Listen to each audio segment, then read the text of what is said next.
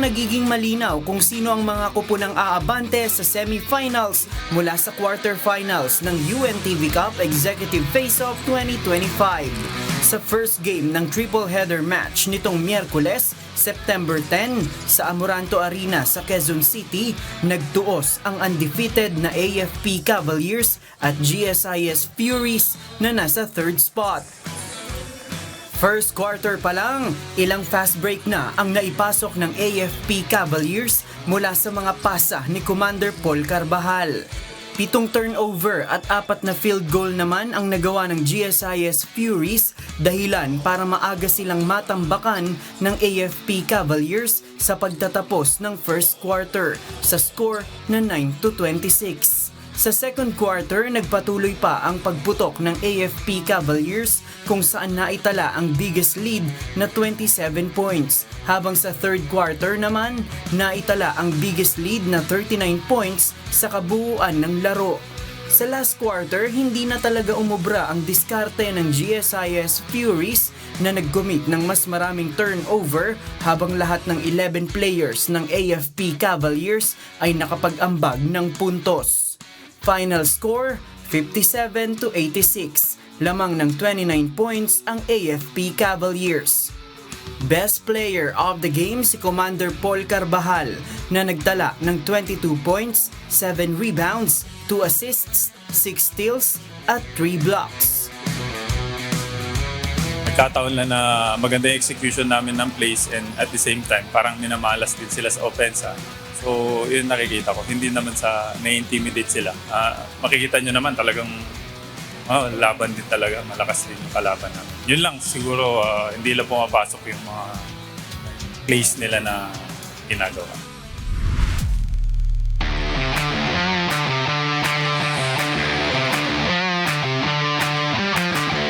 Sa second game, dikit ang naging simula ng bakbakan ng rookie team na BJMP Greyhounds at ng Judiciary Magis na nasa second spot.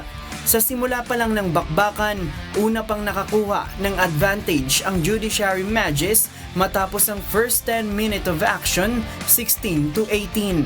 Pero pagpasok ng second quarter, ipinakita na ng BJMP Greyhounds ang kanilang puwersa para mag-bounce back. Umalagwa sila ng 14-4 run sa unang 4 na minuto pa lang ng second quarter. 3 manlalaro ng BJMP Greyhounds ang nag-ambag para panatilihin ang kanilang kalamangan hanggang sa pagtunog ng buzzer. Double-digit score ang ibinuslo ni na Jail Superintendent Ricky Pegalan, Jail Superintendent Cassius Verbo at Jail Chief Inspector Luis Fajardo na may combined score na 50 points. Hindi umubra ang double-digit scoring ng Judiciary Magis mula kina Attorney Romel Nardo na nagtala ng 11 points at ni Attorney Quijano Laure na may 13 points. Final score, 76-67 in favor of BJMP Greyhounds. Ang rookie team na BJMP Greyhounds ang nagpatikim ng unang talo sa Judiciary Magis sa quarterfinals. Ikalawang talo naman ito ng Judiciary Magis sa kabuuan ng season. Best player of the game si Jail Superintendent Ricky Pegalan na umambag ng 28 points sa kanilang kupunan. We have to bounce back from our loss from the AFP last Sunday po.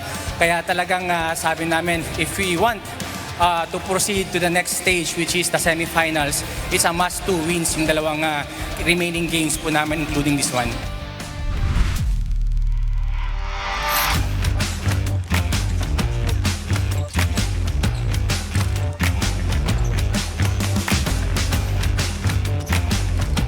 At sa last game, tuluyan ng sinarhan ng Ombudsman Graph Busters ang pag-asa ng Executive Branch Commanders na makapasok pa sa semifinals. Na-dominate ng Ombudsman Graph Busters ang naging bakbakan sa hardcourt kung saan mula pa lang sa first quarter ay double-digit lead na ang kanilang iniwan sa Executive Branch Commanders. Hindi na nakahabol ang Executive Branch Commanders at nagtapos ang laban sa final score na 64-82. Lamang ng 18 points ang Ombudsman Graph Busters. Best player of the game ang leading scorer na si Attorney Armando Sanchez na kumamada ng 17 points at 2 steal. Na-relieve kami. Actually, pressure na sa mga players dahil 3 sunod-sunod na pa natalo ang nakuha namin. And then sabi namin, mas win na talaga dito sa game at saka sa subsequent. Matapos ang mga aksyong tagpo sa quarterfinals game sa nag-iisang liga ng mga public servants, pasok na sa semifinals ang AFP Cavaliers na walang dungis ang win-loss record na 9-0. Gayun din ang Judiciary Magis na may 7 panalo at 2 talo.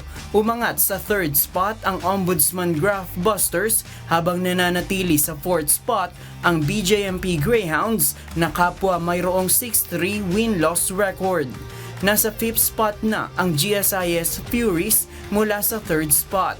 6th spot naman ang PNP Responders at 7th spot ang DOJ Beacons na pare-parehong may 5-4 win-loss record. Habang ang Executive Branch Commanders ay eliminated na para umabante sa semifinals sa kanilang 4-5 win-loss record.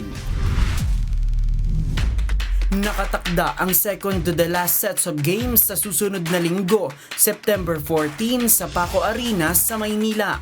Unang magtutuos ang Ombudsman Graphbusters kontra sa DOJ Beacons para sa kanilang huling game schedules sa quarterfinals. Susundan naman ito ng BJMP Greyhounds kontra Executive Branch Commanders. Mapapanood ang live stream ng bakbakan sa hardcourt sa official Facebook page ng UNTV Sports at YouTube channel ng UNTV. Win in Sports, win for charity! JP Nunez, humahataw sa balita ngayon.